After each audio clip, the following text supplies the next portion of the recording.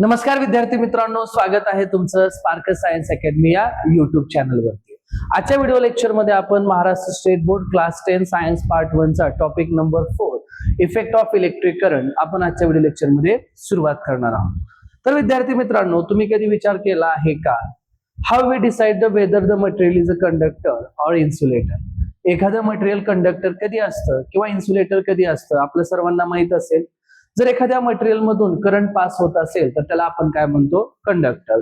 आणि एखाद्या मटेरियल मधून जर करंट पास होत नसेल तर त्याला आपण काय म्हणत असतो, इन्सुलेटर। एक सिंपल आहे, याच्या पाठीमागचं पण कारण तुम्हाला माहित असेल। कंडक्टर मध्ये काय असतात, फ्री इलेक्ट्रॉन्स असतात, तर इन्सुलेटर मध्ये इलेक्ट्रॉन्स फ्री नसतात। ओके, त्याच्यामुळे जे काय करंट आहे ते कुणामधून पास होत असतं, कंडक्टर मधून। याचे एक्झाम्पल पण तुम्हाला माहित असतील की all metals are the good conductor of the electricity, बरोबर। त्यानंतर आणि इन्सुलेटरचे एक्झाम्पल्स पण तुम्हाला माहित असतील, वूड असेल, ग्लास असेल, पेपर असेल, एअर असेल, त्याला आपण काय म्हणत असतो, इन्सुलेटर। मग नेक्स्ट क्वेश्चन हा असतो, जर समजा एखादा आयरन नेल असेल, एखादा लोखंडाचा खिळा असेल आणि तो जर जमिनीवरती ग्राउंड वरती जर पडलेला असेल, तुम्ही ज्यावेळेस त्याला पिक करत असता तर तुम्हाला इलेक्ट्रिक शॉक बसत नाही। तर याच्या पाठीमागचं कारण काय आहे तुम्हा सर्वांना माहित असलं पाहिजे, इलेक्ट्रिक पोटेन्शियल किंवा त्यालाच तुम्ही काय म्हणत असता, व्होल्टेज। कारण ज्यावेळेस लक्षात ठेवायचं, तुम्ही आणि एखादा लोखंडाचा खिळा ग्राउंडवर पडले असतात त्यावेळेस दोघांचं पोटेन्शियल आपलं कसं असतं, सेम। आणि तेच कारण आहे, त्या कारणामुळे इलेक्ट्रिक करंट किंवा तुम्हाला जो इलेक्ट्रिक शॉक आहे तुम्हाला त्या ठिकाणी भेटत नाही। मग आता आपण जर बघायला गेलं तर या टॉपिक मध्ये आपल्याला 3 महत्त्वाचे पॉइंट कव्हर करायचे आहेत। पहिला आहे energy transfer in a circuit, एखाद्या सर्किट मध्ये एनर्जी कशी ट्रान्सफर होते। दुसरा पॉइंट आहे heating effect of electric current, जे तुम्ही बल्ब बघत असता, हीटर बघत असता किंवा आपल्या घरामध्ये जे इलेक्ट्रिक आयरन आहे ते बघत असता। आणि सगळ्यात शेवटी magnetic effect of electric current. म्हणजे आपल्याला या पूर्ण टॉपिक मधून हे 3 महत्त्वाचे पॉइंट आहेत जे तुम्हाला काय करायचे, कव्हर करायचे आहेत। तर विद्यार्थी मित्रांनो, जर तुम्ही बघायला गेलात की हीट, लाईट, मॅग्नेटिक इफेक्ट किंवा हे सगळे आपण जे आहे डेली आपल्या लाईफ मध्ये बघणाऱ्या काही गोष्टी आहेत जे इलेक्ट्रिसिटीमुळे आपण बघत असतो। आपल्या घरामधला बल्ब असो, ओके, किंवा आपल्या घरामधले जे काही हीटर, इस्त्री असो किंवा ओव्हन असो, इंडक्शन असो, किंवा आपल्या घरामध्ये जे मोटर असते किंवा जो फॅन असतो, त्या सगळ्या गोष्टी चालतात कशावरती, चालतात इलेक्ट्रिक करंट वरती चालत असतात। मग आपण काय कव्हर करणार आहोत, मेनली या टॉपिक मध्ये आजच्या आज आपण कव्हर करणार नाही, पण या टॉपिक मध्ये आपण काय कव्हर करणार लक्षात ठेवायचं, energy transfer in a circuit आणि heating effect of electric current आणि त्यानंतर मॅग्नेटिझम। म्हणजे हे महत्त्वाच्या 3 गोष्टी आहेत। कंडक्टर, इन्सुलेटर तर तुम्हाला आता सांगितल्याप्रमाणे आहेत। कंडक्टर आपण कशाला म्हणत असतो, इन्सुलेटर। क्लास 9th मध्ये आपण शिकला असाल की ज्यामध्ये फ्री इलेक्ट्रॉन्स असतात त्याला आपण काय म्हणत असतो, कंडक्टर। त्याच्यामधून हीट, करंट पास होत असतं त्याला आपण काय म्हणत असतो, कंडक्टर। आणि त्याच्यामध्ये फ्री इलेक्ट्रॉन्स असतात किंवा electrons are very tightly bound with the nucleus, त्याला आपण काय म्हणत असतो, इन्सुलेटर। याचे एक्झाम्पल्स पण आपण तुम्हाला सांगितलेलं आहे। मग मेनली आपल्या टॉपिक मध्ये टार्गेट काय आहे बाळांनो, तर लक्षात ठेवा, इलेक्ट्रिक सर्किट म्हणजे सर्किट कशाला म्हणतो, हिटिंग इफेक्ट कशाला म्हणत असतो आणि त्यानंतर मॅग्नेटिक इफेक्ट काय असतो, हे आपण आजच्या टॉपिक मध्ये कव्हर करणार आहोत। मग सगळ्यात मेन मुद्दा येतो की आपण नेमकं करंट कुणाला म्हणायचं, तर करंट कुणाला म्हणायचं, the flow of electric charge. जो काय rate of flow of electric charge आहे त्याला आपण काय म्हणत असतो, कंडक्टर। आणि त्याला आपण काय म्हणत असतो, इलेक्ट्रिक करंट। आणि इलेक्ट्रिक करंटचं सिम्बॉल आपण काय यूज करतो, कॅपिटल आय। इलेक्ट्रिक करंट एक स्केलार क्वांटिटी आहे, माहित असू द्या। ह्याचा जर फॉर्म्युला कोणी विचारला तर काय असतो, चार्ज अपॉन टाइम। आणि याचं एसआय युनिट आहे मेजर करण्याचं, एम्पियर। एक सायंटिस्ट आहेत त्यांच्या नावावरतीच आपण याचं युनिट वापरतो, ओके। आणि याला जे मेजर करण्यासाठी डिव्हाइस आपण यूज करतो ते आहे एमीटर। जसं थर्मोमीटरनं आपण टेम्परेचर मेजर करतो तसं आपण लक्षात ठेवायचं, जे काय आपलं इलेक्ट्रिक करंट आहे ते मेजर करण्यासाठी आपण एमीटर यूज करतो। मग जर तुम्हाला एखादं सर्किट जर बघायचं असेल तर सर्किट मध्ये मेन काय गोष्टी असतात, तर मेन असतं लक्षात ठेवायचं बॅटरी। कारण हे बॅटरीज काय असेल, energy source of the circuit. कारण जर बॅटरी नसेल तर पुढच्या कुठल्याच गोष्टी तुम्हाला इलेक्ट्रिकल सर्किट मध्ये कामाला येणार नाही। सगळ्यात मेन आधी काय पाहिजे, एनर्जी सोर्स। मग बॅटरीमध्ये कोणती एनर्जी असते तुम्हालाही माहिती असलं पाहिजे, केमिकल एनर्जी असते। बॅटरीमध्ये कोणती एनर्जी असते, केमिकल एनर्जी।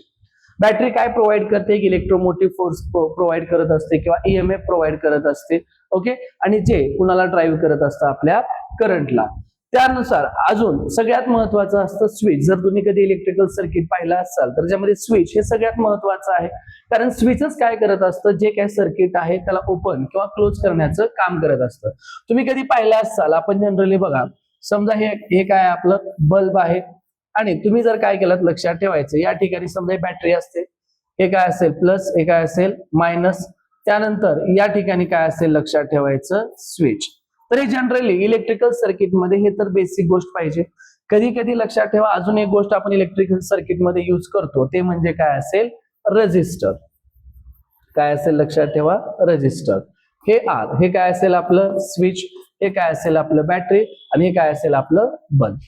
तर एक गोष्ट लक्षात ठेवा, ज्यावेळेस तुम्ही हे स्विच क्लोज करत असता त्यावेळेस ते सर्किट काय होत असतं कम्प्लीट. लक्षात ठेवा करंट नेहमी तेव्हाच फ्लो होत असतं ज्यावेळेस सर्किट कसं असेल तुमचं क्लोज असेल. जर तुम्ही या स्विचला जर ओपन ठेवला तर इथून बॅटरीमधून करंट पास कधीच होणार नाहीये. मग करंट नेहमी कुठून कुठे पास होतं बाळांनो ते सुद्धा तुम्हाला माहित असलं पाहिजे. हायर प्लस टू मायनस, तुम्ही असं जरी म्हणलं तरी चालेल, किंवा higher potential to the lower potential. लक्षात ठेवा डायरेक्शन ऑफ दी करंट नेहमी कुठून घ्यायचं, किंवा current always flow from positive to negative, या डायरेक्शनला करंट कन्सिडर करायचा नाही.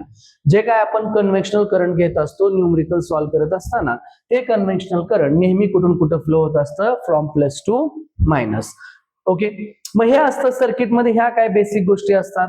मग आता ह्याचं पोटेन्शियल जर मेजर करायचं असेल तर आपल्याला काय लागत असतं लक्षात ठेवायचं, व्होल्टमीटर, जे आपण नेहमी काय करत असतो across the register parallel attach करत असतो. त्यानंतर जर तुम्हाला करंट मेजर करायचं असेल तर काय लागतं तुम्हाला ॲमीटर. ओके, त्याच्यानंतर रजिस्टर, ह्या रजिस्टरचं काम काय असतं आधी ते समजून घ्या. रजिस्टरचं काम असतं जो काय करंट फ्लो होत आहे त्या करंटला काय करणे अपोज करणे. लक्षात ठेवा opposition to the flow of current, जो काय करंट फ्लो होत आहे करंटला अपोज करण्याचं काम कोण करत असतं रजिस्टर. नेहमी लक्षात ठेवा जर तुम्हाला कधीही करंटला जर कमी करायचं असेल, करंटला जर तुम्हाला करंटचे जे काय आपलं मॅग्निट्यूड आहे त्याची व्हॅल्यू जर तुम्हाला कमी करायचं असेल तर तुम्ही रजिस्टर त्या ठिकाणी काय करत असता यूज करत असता. आणि तुम्ही कधी एखादं प्रॅक्टिकल करून बघा, ज्यावेळेस तुम्ही बॅटरीला रजिस्टर जोडत असता त्यावेळेस हे रजिस्टर आपोआप गरम होतं. मग ह्याच्याहून तुम्हाला समजलं पाहिजे हे रजिस्टर काय काम करतं. जी इलेक्ट्रिकल एनर्जी, आता बघा मेनली बॅटरीमध्ये असते केमिकल एनर्जी, करंट पास होत आहे म्हणजे ती एनर्जी कुठली झाली इलेक्ट्रिकल एनर्जी, म्हणजे एनर्जी ट्रान्सफर होत आहे. बट हे रजिस्टर गरम होतं, रजिस्टर गरम होतं म्हणजे त्यामध्ये कुठली एनर्जी असते हीट एनर्जी. किंवा एक सिंपल एक्सपेरिमेंट वरून तुम्हाला बऱ्याच गोष्टी समजतात की नेमकं आपलं इलेक्ट्रिकल एनर्जी, केमिकल एनर्जी आणि हीट एनर्जी, हे एनर्जी काय होत असतात ट्रान्सफर होत असतात एकमेकांमधून. पण तुम्हाला हे सुद्धा माहित असेल की आपण या आधी 9वी मध्ये किंवा 8वी मध्ये सगळ्यात महत्वाचा एक लॉ शिकला आहे जो युनिव्हर्सल लॉ आहे, law of conservation of energy.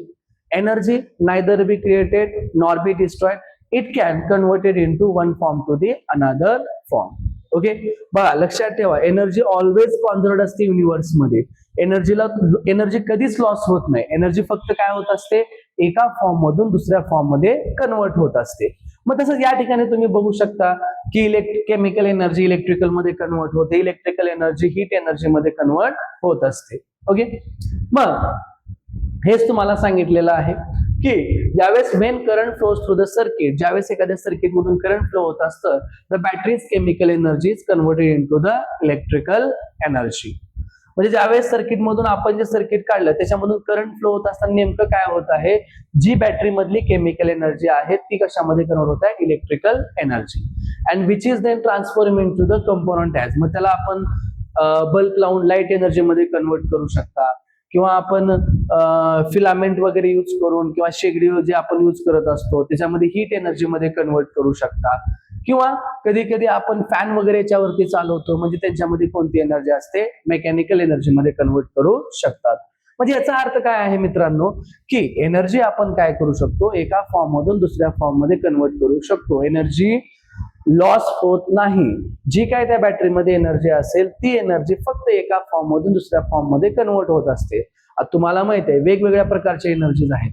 Mechanical energy मध्ये कायनेटिक आहे, पोटेन्शियल आहे, हीट एनर्जी आहे, लाईट एनर्जी आहे, साऊंड एनर्जी आहे, त्यानंतर केमिकल एनर्जी आहे, त्यानंतर न्यूक्लिअर एनर्जी आहे, किंवा अशा वेगवेगळ्या प्रकारच्या एनर्जी तुम्ही पाहिलेल्या असाल.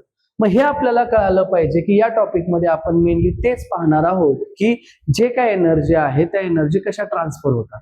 बट मेनली जे तुम्हाला क्वेश्चन विचारले जातात बाळांनो, ते क्वेश्चन्स आहेत तुमच्या एकतर हा सगळ्यात आज आपण बघणार आहोत heating effect of electric current. आता सुरुवातीला आपल्या घरामध्ये तुमच्या मगाशी सांगितल्याप्रमाणे तुम्ही कधी इस्त्री पाहिला असाल किंवा हीटर पाहिला असाल. हे ऍक्च्युअल मध्ये इलेक्ट्रिक करंटचे कोणता इफेक्ट आहे, हीटिंग इफेक्ट तुम्ही बघू शकता. म्हणजे Wien current passes through a resistor electrical energy converted into the heat. लक्षात ठेवा, ज्यावेळेस एखाद्या सर्किट मधून किंवा एखाद्या रजिस्टर मधून करंट पास होत असतं त्यावेळेस ते इलेक्ट्रिकल एनर्जी कशामध्ये कन्वर्ट होते, हीट एनर्जी मध्ये. आणि यालाच आपण कोणता लॉ म्हणतो, नेहमी लक्षात ठेवा, ज्यूल्स लॉ ऑफ हीटिंग. याला विसरू नका बाळांनो. Okay, whenever current passes through the resistor it converted into the heat energy. म्हणजे जी काय इलेक्ट्रिकल एनर्जी आहे, electrical energy is converted into the heat energy. त्यालाच आपण काय म्हणत असतो, ज्यूल्स लॉ ऑफ हीटिंग. आणि ही जी हीट प्रोड्यूस झालेली आहे तुम्हाला जर कॅल्क्युलेट करायचं असेल तर त्याचा फॉर्म्युला आहे I² इंटू R इंटू काय असेल T, where H is the heat produce in across a resistor, I is the electric current, okay, R is the resistor and T is the काय असेल time. Okay, याचे application तुम्ही कुठे बघत असता, तर याचे ऍप्लिकेशन तुम्ही बघत असता आपल्या इलेक्ट्रिकल हीटर मध्ये. आपण जे टोस्टर असतात, टोस्ट वगैरे तयार करतो, आपल्या इस्त्री असतील, इलेक्ट्रिक आयरन्स असतील किंवा जे आपले बल्ब्स असतात, इव्हन ते सुद्धा लक्षात ठेवायचं कुणावरती काम करत असतात, heating effect of electric current वरती किंवा ज्यूल्स लॉ ऑफ हीटिंग वरती ते काम करत असतात. ओके, इव्हन जे आपण सेफ्टी फ्युजेस, घराच्या बाहेर जर तुम्ही कधी मिनिएचर सर्किट ब्रेकर असतात आपल्या घरामध्ये, जर कधी ओव्हरलोडिंग वगैरे झालं तर तुम्हाला माहिती आहे आपोआप जे आपले स्विच असतात ते ऑफ होतात. किंवा जे फ्यूज आहेत, फ्यूज कधी तुम्ही असं हे पण ऐकलं असेल की आपल्या घरचं फ्यूज उडालेलं आहे. मग हे फ्यूज वगैरे सुद्धा कशावरती काम करत असतात, heating effect of electric current वरती काम करत असतात. मग जर तुम्हाला कोणी प्रश्न विचारला की हीटिंग इफेक्ट नेमकं कुणावरती अवलंबून आहे किंवा factors affecting the heat produce करण्यासाठी कोणते फॅक्टर अफेक्ट करतात,